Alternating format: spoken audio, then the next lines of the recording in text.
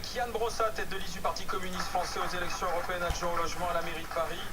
Bonjour, monsieur Brossat. Alors vous aussi, vous vous êtes fendu d'une lettre au président de la République pour les européennes. Oui, tout à fait. D'ailleurs, vous savez que quand on écrit au président de la République, c'est gratuit. Ah, c'est quand même. Eh oui. Donc j'en ai profité et je lui ai écrit une lettre. Qu'est-ce que... ça, c'est les communes, ils disent que c'est gratuit. C'est ça. Vous voyez, l'occasion fait le larron. Bon, dites-moi, qu'est-ce que vous lui avez écrit au président de la République pour ces élections européennes? Parce que lui-même, il vous a écrit, il a écrit à tous les Européens. Hein. Oui, je ne suis pas un privilégié de ce point de vue-là. Je crois qu'on est 500 millions à avoir reçu son courrier. Je lui ai écrit un courrier pour lui faire un certain nombre de suggestions, parce que je savais qu'il allait écrire aux Européens. Je ne voulais pas réagir à sa lettre, j'avais envie de lui faire des propositions avant. Et je lui ai fait une proposition concrète, c'est qu'il existe une banque centrale européenne. Et cette banque centrale européenne, depuis maintenant 10 ans, elle a versé 3 000 milliards d'euros aux banques privées, sans aucune espèce de condition, sans aucune espèce de contrepartie. Et je lui ai dit, je pense qu'une partie de cette somme serait plus utile si elle permettait d'alimenter les services publics.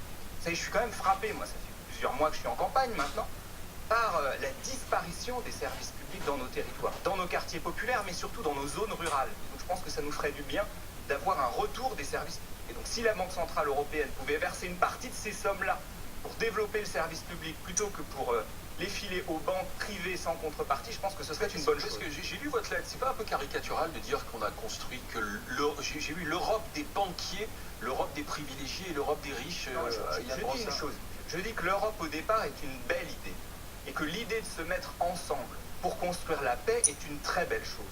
Sauf que quand on voit aujourd'hui l'évolution de l'Union européenne, ce qu'elle est devenue, je pense qu'elle ne répond pas aux besoins des gens. Vous savez que depuis maintenant 10 ans, le taux de travailleurs pauvres en Europe est passé de 7% à 10%, alors même qu'on n'a jamais produit autant de richesses au sein de l'Union européenne. Et donc je pense que ça doit nous faire réfléchir. Et que si les populismes montent partout en Europe, c'est parce que l'Europe n'a pas fait la preuve de son efficacité. Populiste de droite. Populiste de droite, pas populiste de gauche. Je veux dire que cette colère ne va pas forcément profiter au camp que vous représentez. Je ne nie pas que j'ai un peu de travail. Ah oui, c'est la raison pour laquelle je suis en campagne. Simplement, je pense qu'on a aujourd'hui une insatisfaction massive sur le fonctionnement de l'Union européenne. Parce qu'on est aujourd'hui dans une Union européenne au sein de laquelle on se tire dans les pattes plutôt que de se serrer les coudes. Quand on voit l'affaire Air France-KLM, on n'a quand même pas construit l'Union européenne pour avoir des pays qui se tirent dans les pattes. Quand on voit y compris les mécanismes d'évasion fiscale qui font que des tas de multinationales localisent leur activité en Irlande plutôt qu'en France, ça nous pose question. C'est-à-dire qu'on a à l'intérieur de l'Union européenne des paradis fiscaux. Peut-être que nous, on a trop d'impôts aussi. C'est peut-être pour ça qu'on a peut-être un enfer fiscal, d'où les paradis fiscaux. Surtout qu'on aurait besoin d'avoir une harmonisation fiscale à l'échelle européenne. Ah oui, mais vers qui tend-on alors à ce moment-là? Vers qui doit-on aller? Est-ce qu'on harmonise vers la France ou on harmonise vers l'Irlande? En bon français, vers la France, comme d'habitude. En tout cas, tout le monde. Oui, mais enfin, en même temps, on a aussi des services publics en France, on a une sécurité sociale en France, qu'on n'a pas dans des tas d'autres pays d'Europe. Mais en tout cas, on a besoin d'une harmonisation fiscale. Parce qu'aujourd'hui, la seule chose qu'on a harmonisée, c'est la règle des 3%. C'est-à-dire, on n'a pas le droit de dépasser les 3% de déficit public. Si un État dépasse les 3% de déficit public, on lui tape sur les doigts. Simplement, on n'a pas d'harmonisation sociale. Donc on a une Europe qui est bancale. On a une Europe qui est boiteuse. Et donc moi, ce que je dis, c'est que maintenant, notre challenge, c'est de construire l'harmonisation sociale.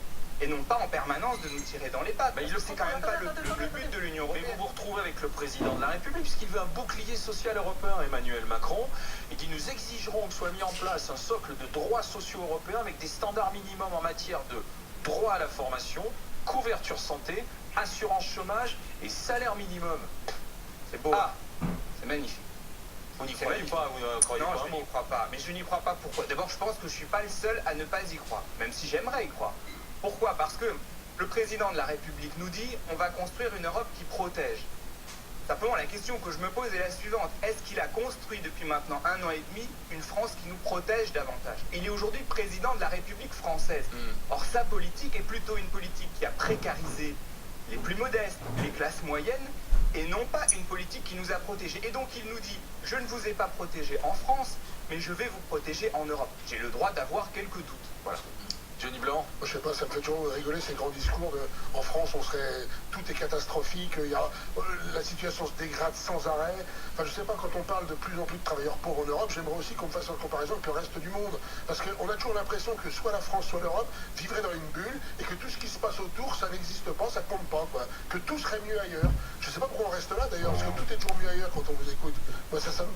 Ah, j'ai jamais dit que c'est mieux ailleurs. Alors ne dites pas que Non. le taux de travailleurs pauvres augmente en Europe. Ah, bah, il a ça augmenté, augmente. c'est un fait. Oui, mais ça augmente partout. Donc c'est pas qu'en Europe. Alors faut arrêter de faire croire bien, que... juste j'en termine. Mais je veux pas donner trop de chiffres parce que ça va nous assommer. Simplement, au cours des 10 dernières années, le produit intérieur brut, c'est-à-dire les richesses produites au sein de l'Union européenne, sont passées de 15 000 milliards d'euros à 17 000 milliards d'euros. Donc on a produit 2 000 milliards d'euros de richesses supplémentaires. Dans le même temps, le taux de travailleurs pauvres est passé de 7% à 10%. Donc qu'est-ce que ça veut dire? On a produit plus de richesses et on vit moins bien. On a quand même le droit de se demander pourquoi. On a quand même le droit de se dire qu'il n'est pas normal d'avoir plus de richesses produites au sein de notre continent et des gens qui bossent et qui n'arrivent pas à vivre convenablement de leur Elle va travail. où alors Elle va où Ça veut dire Yann qu'elle Brossa? va dans un certain nombre de cas dans la poche d'actionnaires qui se sont gavés. On a vu quand même les chiffres des dividendes versés aux entreprises du CAC 40 en 2018. 57 milliards d'euros, c'est un record qui n'avait jamais été atteint. Donc moi, Donc il faut plus d'impôts. il ne faut pas plus d'impôts, il faut une meilleure répartition des richesses. Il faut comment moins on répartit d'impôts. la richesse, Il alors faut moins d'impôts pour les classes moyennes et les familles modestes, et plus d'impôts, plus de répartition des richesses du côté des grosses fortunes. Les multinationales, c'est un sujet, d'ailleurs c'est un sujet d'actualité, puisque aujourd'hui, Bruno Le Maire présente au Conseil des ministres la taxe sur les GAFA. C'est un truc de fou. Les multinationales du net, elles payent 14 points d'impôts en moins que les PME françaises. Ça doit quand même vous interroger aussi. C'est pas normal qu'on ait des multinationales qui réussissent à échapper à l'impôt. Et pendant ce temps-là, les classes moyennes et les PME sont assommées de taxes et d'impôts. Là, il y a un sujet. Oui, mais sauf que pour l'instant, on parle de faire une taxe, c'est-à-dire qui sera spécifique à la France, et donc quelque part, c'est pas l'Europe. Si effectivement tous les pays d'Europe taxent les GAFA, très bien. S'il n'y a que la France qui met en place quelque chose, ça va juste être catastrophique pour nous. Oui, ça veut dire qu'ils vont se tirer, quoi, en fait, c'est ça. Attendez. Les GAFA, non, mais les GAFA vont pas se tirer. Google va pas arrêter de travailler en France. Non, mais Google va se débrouiller pour faire de l'optimisation fiscale ailleurs. Moi, je pense Ils vont l'accentuer. Le problème, c'est qu'on est encore là dans des discours politiciens et que quelque part, moi, je regarde les actes. Vous êtes aujourd'hui adjoint au maire de Paris, responsable du logement. Vous êtes de gauche, parti communiste. Le logement à Paris n'a cessé d'augmenter, le prix du mètre carré n'a cessé d'augmenter, même que vous vous en occupez. Donc quelque part, c'est pas le tout de faire des grands discours. Les actes et les faits. Moi, je m'attache qu'à ça. Mais vous avez raison, c'est un vrai sujet. J'en réponds en 2 mots sur la question du logement. D'abord, une mairie n'a pas la possibilité de fixer les prix d'achat au mètre carré. On n'est pas en économie administrée. Parfois, je le regrette parce qu'on est relativement impuissant dans une situation comme celle-là. Cela dit, on a maintenant 23% de logements sociaux et heureusement qu'on le fait. Mais ça me renvoie à une autre question, qui pour moi est une question fondamentale. Est-ce qu'on a eu raison de concentrer toutes nos richesses dans nos grandes métropoles, dans nos très grandes villes? Est-ce qu'on n'a pas...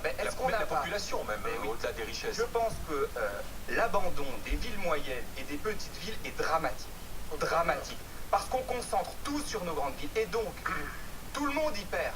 Les habitants des grandes villes, parce qu'elles sont tellement attractives que les prix deviennent délirants. Et dans le même temps, les villes moyennes et les petites villes, elles crèvent pendant qu'on se concentre dans nos grandes métropoles. Donc je pense que c'est un grand sujet et que la question d'un aménagement du territoire plus harmonieux, dans lequel on s'appuie sur les petites villes et les villes moyennes, c'est une vraie question d'avenir. Comment vous le faites, cet aménagement du territoire? Alors, parce que vous ne pouvez pas décréter, vous ne pouvez pas obliger une entreprise à se mettre à tel endroit, bien sûr, ou autre, quoi, ou une personne à aller travailler à tel endroit. Il faut quand même avoir l'honnêteté de dire que dans notre pays, il y a quelques dizaines d'années, on avait une vraie politique d'aménagement du territoire qui a consisté, par exemple, à déplacer un certain nombre de grandes écoles vers des villes de province, dans nos régions. Je pense que c'était une bonne chose et je pense qu'on aurait besoin d'une nouvelle phase de décentralisation. Et puis par ailleurs, quand même, quand on ferme des gares, quand on ferme des maternités, on a quand même perdu depuis 20 ans la moitié de nos maternités en France, on ne conforte pas la vitalité de nos petites villes et de nos villes moyennes. On les a fermés sur la base aussi de désertification du territoire. Alors je sais que le cercle est vicieux dans ces cas-là. C'est difficile de dire ce qui est la poule et voilà, ce qui est l'œuf. mais il faut s'adapter au territoire. Je vis vraiment en campagne rurale dans un village de 1000 habitants. Quand on parle de toute la perte des services publics dans nos campagnes, moi je suis désolé, il me manque rien. Voilà. Dans les chance. Non, mais, je veux dire, qui a besoin de la perception? Je veux dire, qui va aujourd'hui, mais j'y vais pas, il n'y en a pas de perception dans mon village, mais je m'en fous, j'y vais pas. On fait tout sur le net, on fait tout, ça sert à quoi? Après les hôpitaux qu'on ferme, les petits hôpitaux, tout le monde crie au scandale.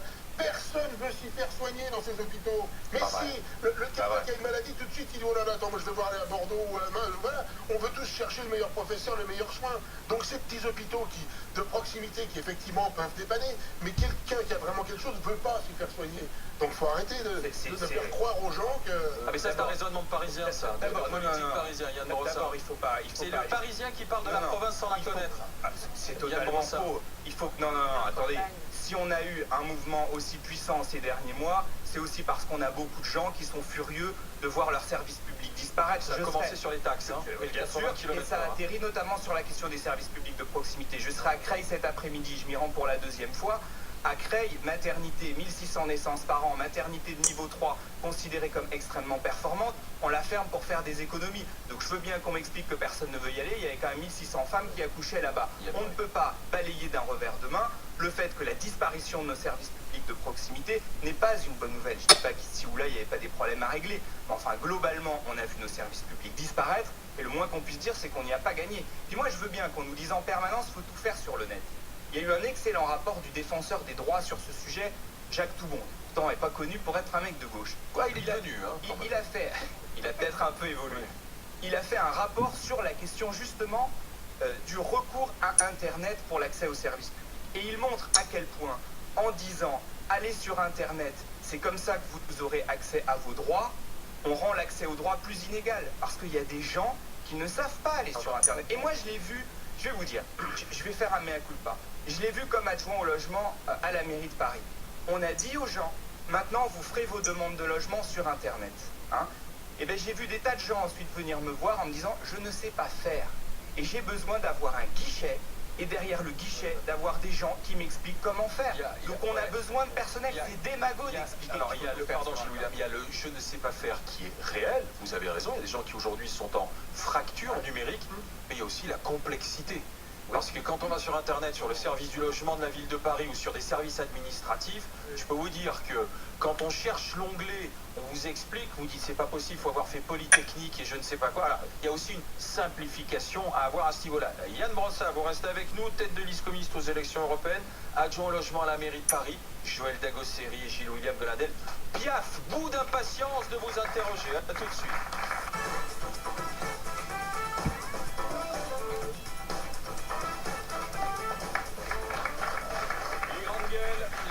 C'est sur RMC, c'est sur RMC Story. Et dans le grand oral des JG, nous sommes avec Yann Brossard, la tête de liste communiste aux élections européennes, adjoint au logement à la mairie de Paris. Joël Dagosseri, Gilles-William Goldnadel, question, Joël. Oui, mais je vais revenir sur la lettre que vous avez faite au président de la République, dans laquelle vous expliquez, et je suis tout à fait d'accord avec vous, qu'en tant que citoyen européen, on mérite mieux que de vivre sous l'austérité. Et je reviens dessus, pourquoi? Parce que je ne suis pas de ces personnes qui crachent sur le Parti communiste en disant qu'il a contribué à la délinquance dans les quartiers. Pourquoi? Parce que moi j'ai grandi dans une ville communiste, qui a été communiste pendant 69 ans, qui est Saint-Ouen, et dans laquelle j'avais un conservatoire. D'ailleurs j'ai fait le conservatoire grâce à ça. Il y avait une piscine, une patinoire, j'avais des cadeaux à Noël, des spectacles, la classe de neige, et je vous assure que c'était le paradis. Mais malheureusement, cette ville est endettée, surendettée. Et je voulais savoir si vous, donc votre parti, sur le point de l'austérité, comment vous faites pour mettre des mesures en place qui nous sortent de l'austérité, mais qui ne nous endettent pas non plus. Et c'est vraiment le point sur lequel, c'est pour ça d'ailleurs que je ne vote pas pour votre parti, parce qu'il y a de l'endettement à chaque fois derrière. Yann Brossard. D'abord, je comprends tout à fait ce que vous dites. Moi, je ne suis pas favorable à ce qu'on s'endette pour s'endetter. Moi, je suis favorable à ce qu'on sorte des politiques d'austérité. Mais effectivement, à chaque fois qu'on dit « voilà une dépense qu'on va faire », il faut dire comment on va la financer. Or, je suis quand même frappé par le fait que la question de l'optimisation fiscale, de l'évasion fiscale, certains l'appellent comme ça, n'est pas suffisamment abordée dans le débat. L'évasion fiscale pour la France, c'est 100 milliards d'euros qui partent en fumée chaque année. À l'échelle de l'Union européenne, c'est 1000 milliards d'euros qui partent en fumée chaque année. Donc s'il y a de l'argent à chercher de mon point de vue, il est d'abord du côté de l'évasion et de l'optimisation fiscale. Alors, qu'est-ce que vous appelez, faisons la différence entre la fraude fiscale et l'optimisation fiscale, parce que un petit chef d'entreprise, aujourd'hui, la fraude fiscale, vraiment, l'arnaque fiscale, c'est la TVA et ce sont les petites entreprises. Après, il y a et c'est le travail au noir. Après, il y a ce qu'on appelle l'optimisation fiscale, qui fait qu'une entreprise s'installe en Irlande, mais les États sont souverains, et s'ils veulent baisser leur taux d'impôt, ils le font, et ça, ce n'est pas illégal. Le drame, aujourd'hui, c'est l'optimisation fiscale pratiquée par les multinationales. C'est un drame. Quand on voit des boîtes qui font du business en France, Google fait du business en France, et qui se débrouillent pour ne pas payer d'impôts en France au regard du chiffre d'affaires qu'elles réalisent en France, c'est honteux. Surtout qu'on ne va pas m'expliquer que Google va disparaître de France. Ils ont intérêt à continuer à rester en France. C'est cet argent-là que vous utilisez pour éviter l'endettement. Oui, c'est cet argent-là qu'il faut utiliser. Je vais quand même vous donner un exemple qui moi, m'a frappé. J'ai rencontré récemment, à notre demande, avec Fabien Roussel, secrétaire national du Parti communiste, les responsables de Google France. C'était super intéressant. Ils nous ont dit une chose dingue, deux choses dingues. Première chose, ils nous ont dit, si on nous obligeait à payer nos impôts en France, on les payerait en France. La belle affaire. Ben, ce serait peut-être bien qu'on les oblige à payer leurs impôts en France. Deuxièmement, ils nous ont dit, vous vous rendez compte, on est un peu gêné parce qu'on a touché du CICE. Ils nous ont dit, on n'a pas candidaté au dispositif, on reçoit automatiquement du CICE.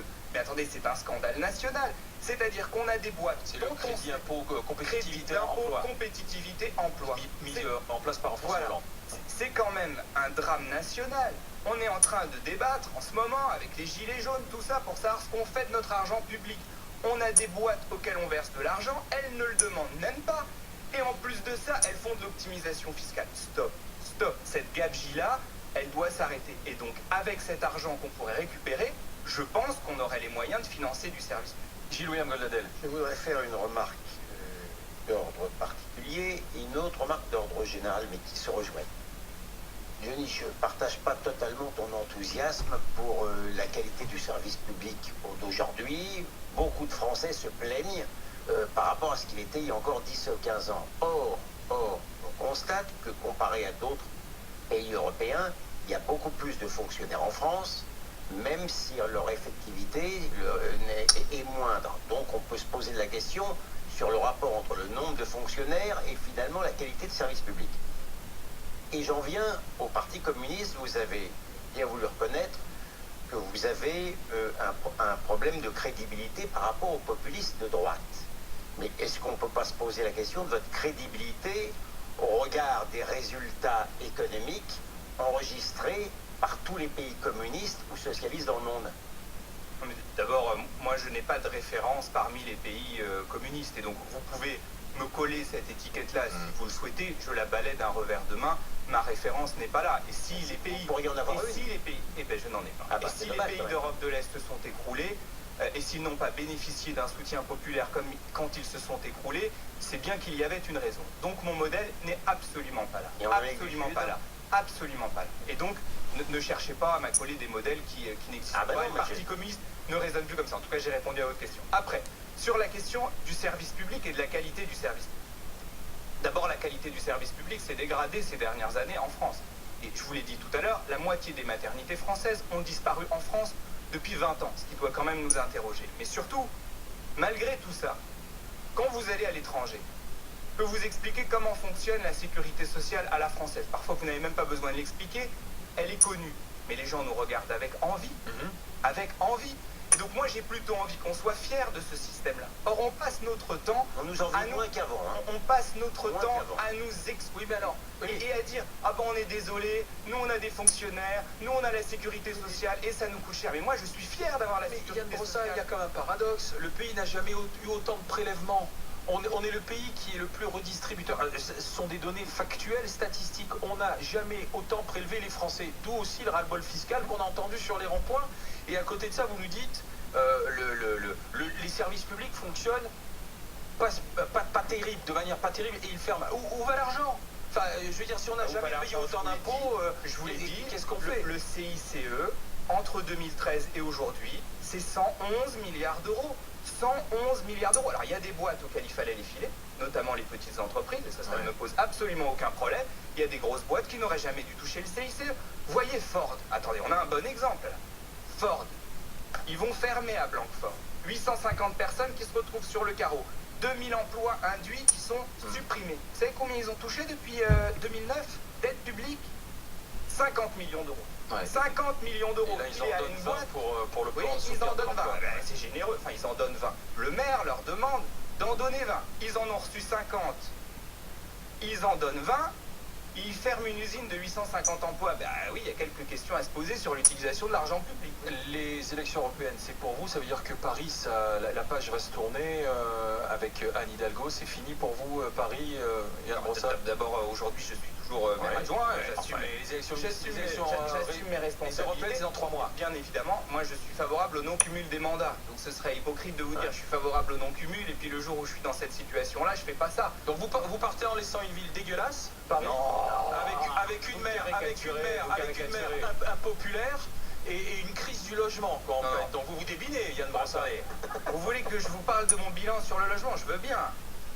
J'ai fait financer avec la maire de Paris, depuis que je suis maire adjoint, 7000 logements sociaux par an. Paris est une ville qui comptait en 2001 11% de logements sociaux. Aujourd'hui, nous comptons 23% de logements sociaux. C'est-à-dire que 500 000 Parisiens bénéficient de loyers réduits grâce à la politique que nous avons menée. Et quand même, comme j'en ai ras-le-bol d'entendre des conneries sur ce qu'est le logement social, je voudrais quand même le dire. Ceux qui vivent en logement social, ce sont les caissières, ce sont les policiers, ce sont les infirmières, ce sont des catégories sociales qui ne pourraient pas vivre à Paris si nous n'avions pas 23% de logements sociaux. Et pourtant, vous perdez des habitants. Et pourtant, Paris perd des habitants. Et pourtant, nous perdons des habitants. Pourquoi? Parce qu'il y a aujourd'hui une course de vitesse entre ce que fait la ville de Paris et le marché privé qui est plus puissant que nous. Donc moi, ce que je souhaite, c'est que nous ayons des outils de régulation supplémentaires. Un exemple simple et concret, je demande au gouvernement, je profite d'être d'ailleurs sur votre antenne pour le faire parce que ce sont des lambins, la mise en place de l'encadrement des loyers. Ça fait des mois que la loi Elan a été votée, elle nous donne la possibilité d'appliquer l'encadrement des loyers qui a fait la preuve de son efficacité.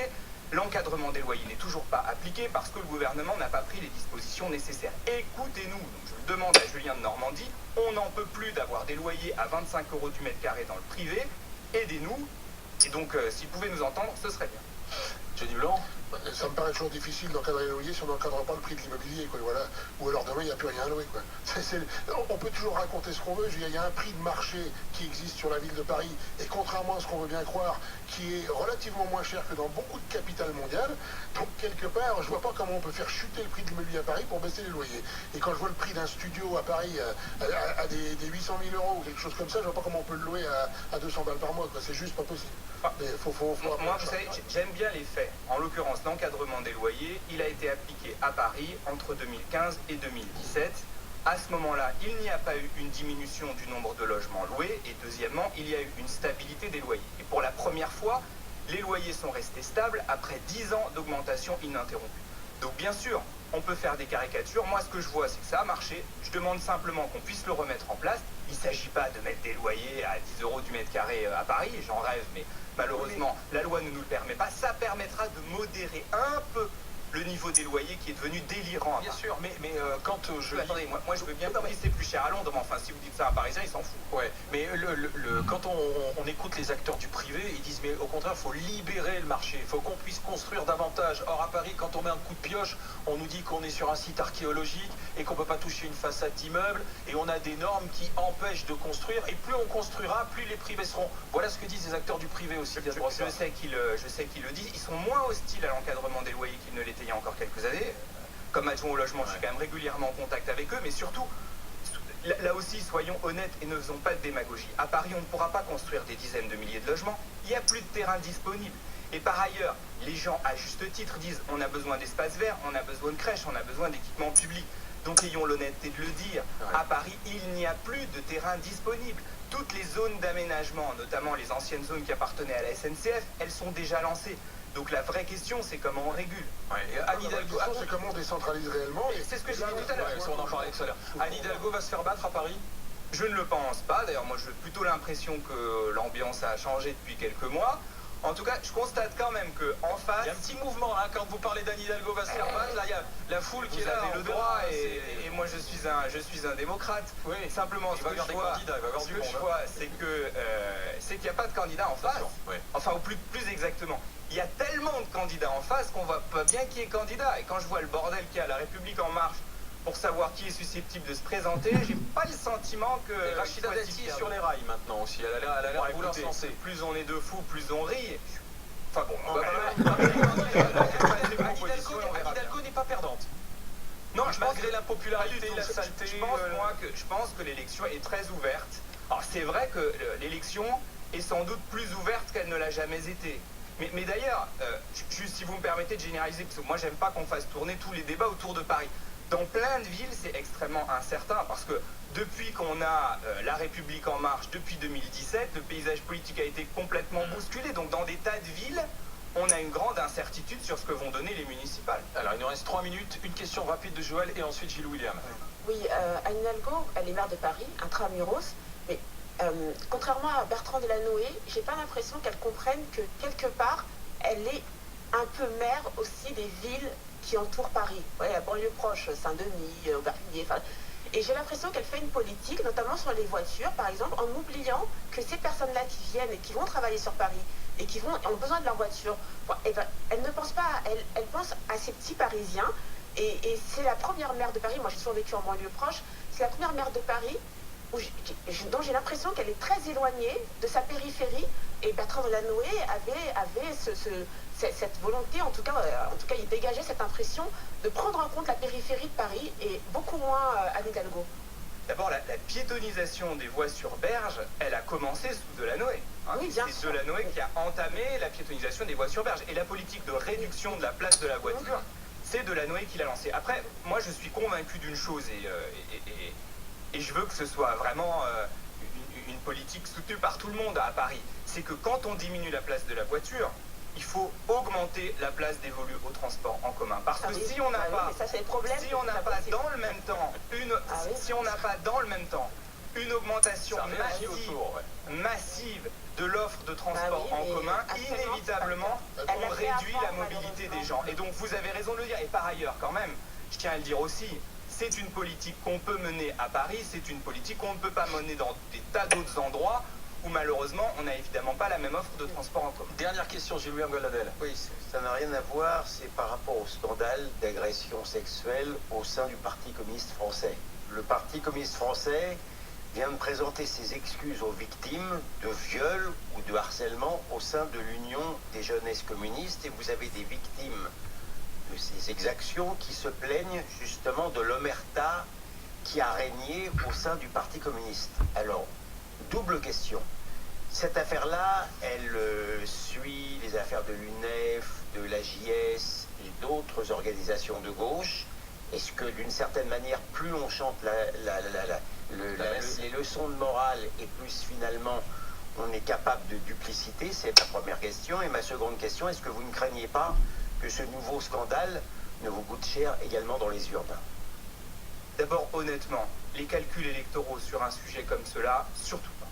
Et la seule question qui me préoccupe aujourd'hui, c'est ce que vont devenir les victimes et comment nous allons être capables d'accompagner les victimes, y compris pour qu'elles aillent devant la justice. Puis deuxièmement, qu'on se prémunisse définitivement contre ce type de phénomène. Parce que je le vis comme un échec pour nous tous, comme un échec collectif. D'abord parce que ça s'est produit chez nous, et puis deuxièmement parce que ça s'est produit dans un parti, vous l'avez dit, dans un parti qui se veut féministe. Et donc nous ne pouvons pas accepter des choses pareilles. Et donc ça doit être tolérance zéro. Et donc tous ceux qui d'une manière ou d'une autre ont été mêlés à ces scandales seront suspendus. Ils n'ont rien à faire chez nous. Mais rien à faire. Jamais vous n'en aviez entendu parler? Il n'y avait pas une loi du silence, franchement, Yann Brossard. En tout cas, il y a une parole qui se libère, et tant mieux. Moi, je n'en avais pas entendu parler. Mais cette parole se libère aujourd'hui, et tant mieux. Et ce que je souhaite, moi, c'est à la fois l'accompagnement des victimes et des sanctions contre ceux qui ont fait ça. Je ne veux plus voir ces gens-là, ni dans une réunion, ni dans un cortège. Ceux qui ont commis ces actes-là, ils n'ont rien à faire chez nous. Rien. Et leur seule place, elle est devant les tribunes. Merci Yann Brossard d'être passé par le grand oral DGG, tête de liste communiste aux élections européennes, adjoint au logement à la mairie de Paris.